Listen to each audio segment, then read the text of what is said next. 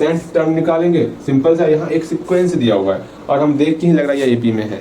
आपको नहीं लग रहा क्या देख करके एपी में है या नहीं है?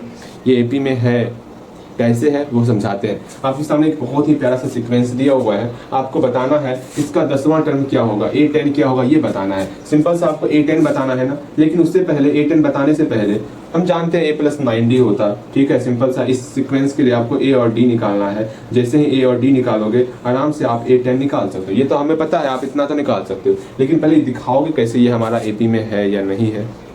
सिंपल सा इसको दिखाने के लिए पहले रूट 18 इसको जो है और हम लोग डिस्क्राइब करने वाले, ठीक है। 8 को हम लोग क्या क्या लिख सकते हैं समझो। रूट 8 को सॉल्व करना है, रूट 18 को सॉल्व करना है। अगर सॉल्व करने नहीं आता तो यहाँ ध्यान दोगे आप, 8 का हम लोग प्राइम फैक्टर निकालेंगे भैया। 8 को हम लोग जो है ना ये 2 × 2 के फॉर्म में लिख सकते हैं, अर्थात जहाँ 8 है वहां पर लिख सकते हैं 2 × 2 और रूट के अंदर से जो भी जोड़ा बनेगा उसको बाहर निकाल लेते हैं। तो इस जोड़े को हम बाहर निकाल लेंगे 1 के फॉर्म में। 2 बार 2 है तो 1 बार 2 लिखेंगे, रूट के अंदर जो बचा हुआ टर्म है उसको लिख लेंगे, अर्थात रूट 8 को हम लोग 2 लिख सकते हैं।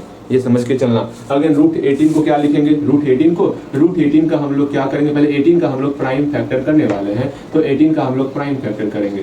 तो देखते हैं कितना होता है। तो 2 × 3 हो जाएगा। आराम से 18 की जगह पे हम लोग लिखेंगे 2 × 3 जो टर्म 2 बार है उसके बदले में एक टर्म एक बार जो इसको बाहर निकालना है। यहाँ पर 2 बार 3 है तो एक बार 3 को बाहर निकाल लेंगे, ठीक है। ये बातें आपको शायद समझ में आ रही होंगी, और जो अंदर में बच गया उसको अंदर में ही रहने देना है। इस तरह हम लोग रूट को सॉल्व करते। आप कुछ रूट को सॉल्व करोगे, ज़्यादा रूट नहीं दे रहे हैं, 256 दे रहे हैं और 124 दे रहे हैं। इस दोनों को आपको सॉल्व करना है। उम्मीद करते हैं आप समझ गए होंगे मेरी बातें। अब यहाँ पर रूट 8 के बदले में रफ में ही सॉल्व कर लेना। रूट 8 के बदले में हम लोग लिख सकते हैं 2√2 और रूट 18 के बदले में लिख सकते हैं हम लोग क्या 3√2, ठीक है। तो यहाँ पर लिखना है बराबर दे करके, यहाँ पर रूट 8 की जगह पर 2√2 और रूट 18 की जगह पर 3√2। मेरे ख्याल से ये बातें आपको समझ में आ रही होंगी। अब यहाँ पर ये पता करना है ना, क्या पता करना है, ये एपी में है कि नहीं है। सिंपल सा इसका डिफरेंस निकालेंगे। अगर डिफरेंस बराबर हो रहा है, कॉमन डिफरेंस बराबर हो रहा है, तो सिंपल सा ये हमारा एपी में होगा। तो फर्स्ट ऑफ ऑल हम लोग क्या ही करेंगे, डिफरेंस निकालना है ना। हाँ भैया डिफरेंस निकालना है, तो क्या करेंगे, डिफरेंस निकालना है तो निकालते हैं ना भैया जी, निकालेंगे। तो पहले टर्म का डिफरेंस क्या होगा, पहला टर्म और दूसरे टर्म को हम लोग D1 से दिखाते हैं इसको, ठीक है। बातें समझ में आया। इसको हम लोग D2 से दिखाएंगे। देखो हर जगह D है ना, तो इसको D1 बोल दिए, इसको D2 बोल दिए। आपको समझ में आएगा D1 इसके लिए बोल रहे हैं, D2 इसके लिए बोल रहे हैं, और निकालना है D। तो निकालते हैं। तो पहला D1 कैसे निकलेगा, A2 में A1 को घटा देंगे। ये हमारा A2 हुआ, ये हमारा A1 हुआ, इसमें इसको घटाएंगे, देखते हैं क्या निकलता है।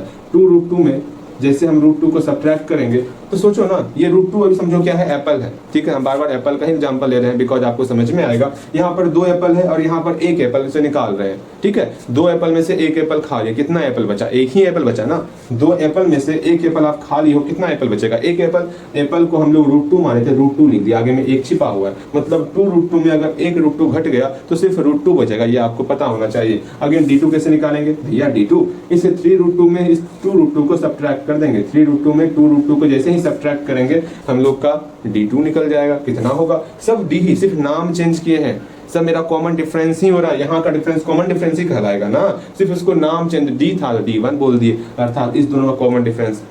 D2 बोल दिया अर्थात इस दोनों का कॉमन डिफरेंस। इस बात को समझो, ठीक है, लेकिन दोनों सेम ही निकलेगा, ठीक है। देखो यहाँ पर इसको अगर हम लोग सॉल्व करेंगे, यहाँ पर 3 एप्पल है, यहाँ 2 एप्पल उसे खा रहे हैं, तो 1 ही एप्पल बचेगा, अर्थात इसका रिजल्ट आपका √2 आया। हम देख रहे हैं मेरा जो है कॉमन डिफरेंस सेम आ रहा है, तो यहाँ लिखेंगे here common difference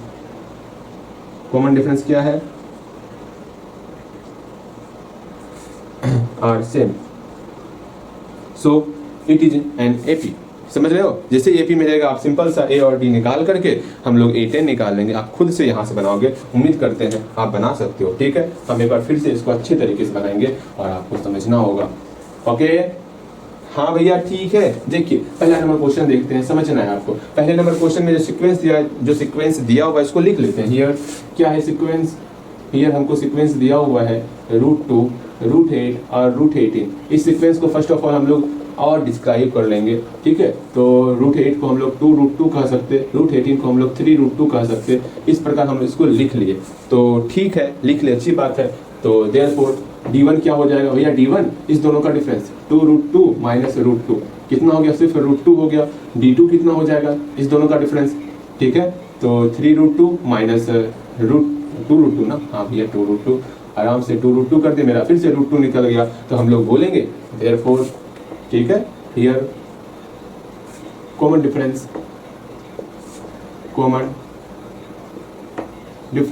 are same, ठीक है, कॉमन डिफरेंस आर सेम। यहाँ पर कॉमन डिफरेंस सेम है, अर्थात डी का वैल्यू कितना निकल गया, चूंकि दोनों सेम है ना, तो इसको हम लोग बोल सकते हैं ये हमारा एपी में है। एपी में कौन है, ये टर्म हमारा एपी में है, अर्थात एपी बराबर √2, 2√2 और फिर क्या है 3√2। मेरे ख्याल से आप हर एक बात को अच्छे तरीके से समझ रहे होगे, कहीं कोई डाउट नहीं हो रहा होगा। अगेन आगे देखते हैं, ठीक है, आगे देखते हैं, आगे हम लोग सॉल्व करते।